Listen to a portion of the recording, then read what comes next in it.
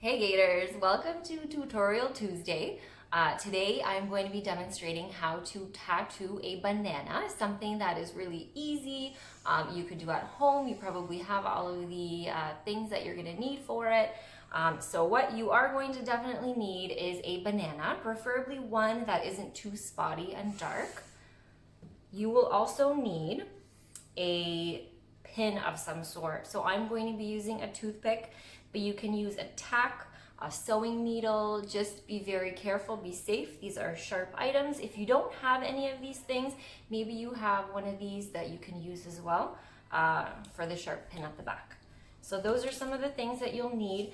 And for the tattoo, for the image, what you could potentially use is a stencil. So if you don't feel like freehanding whatever you're going to be tattooing on your banana, what you can use is you can print off a picture. Our current obsessions in the household are lawnmowers and Super Mario. So this is what I'm going to be doing with you guys today.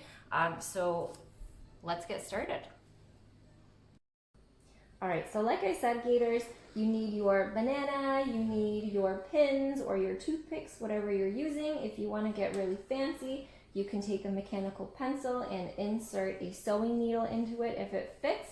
I'm going to keep it fairly simple today. And before we do that, let's go over just some basic techniques of how you are going to actually do this tattoo. So there's method called the stippling method. So stipples are basically dots. And the more of these dots that you make and the closer they are, the darker they look. And then spreading them out gets lighter and lighter. So this is an easy way to create value, which is kind of like shading, using the stipple method. Another method is hatching, which is creating these lines. And the closer they are, the more they overlap, the darker they look. Spread them out, they gradually get lighter and lighter. There is also called cross hatching. This is where you make a few in one direction and then cross them. And same thing, the more of them you make, the darker it looks. So this is just an option for you to create some interesting texture. But I think for today, we're going to stick with our stipple technique. Okay, so for those of you who aren't comfortable freehanding your tattoo, I'm going to demonstrate a stencil. So I've already printed off an image of a lawnmower. That's our current obsession in the house.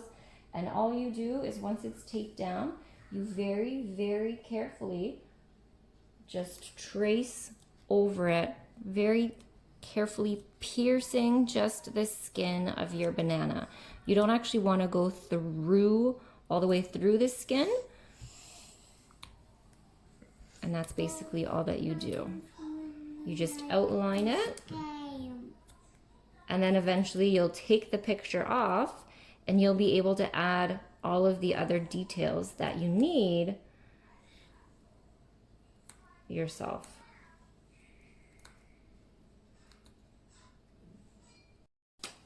So here you can tell even after just a couple of minutes, because it's been exposed to the air, it's already oxidized, and those dots that I've been making have already started turning brown.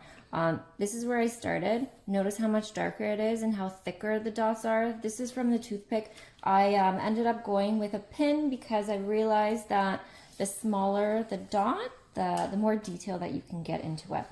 Especially when you're going through paper and then through the skin, it works better when you have something that's super, super sharp. So we're gonna give this just a few more minutes and we'll see what it looks like when it's done. So here are the final products. There is the lawnmower, here is the Mario, but by far, I think this one is my favorite one.